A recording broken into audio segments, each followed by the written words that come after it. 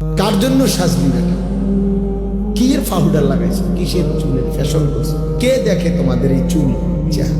তোমার সমবয়সী কিছু অসৎ বন্ধু ছাড়া, তোমার সময় না তোমার লগে ঘুরে গাড়ে এরকম কিছু ফালতু ছেলে ছাড়া তোমার চুল চেহারার প্রশংসা কোনো ভদ্রলোক, কোনো ইমানদার জীবনে করছিল? তোমার বিবেক থাকলে কও। একটা ছেলে বলো পৃথিবীর কোন সভ্য মানুষ, ভদ্র মানুষ, যে বাবা তোমার এই চুল দেখে মনে হইতেছে তুমি একটা নেককার ছেলে, তোমার চেহারা দেখে মনে হইতেছে তুমি একটা ভালো বংশের ছেলে, তাইলে তোমার এই অসৎ চেহারা তো তুমি তোমার বাপকে অপমান করলো। কিরে তুই কোন ঘরের পুত্রে, তোর দেখতে ফুটটা ঘরের মতো লাগে? তাইলে এই কথা যদি বলে তো তুই কাকে অপমান করলি? বাপ নিজে তো অপমান হলি, তোমার বাপকেও তো অপমান, তুমি তো তোমার বংশকে অপমান করলা।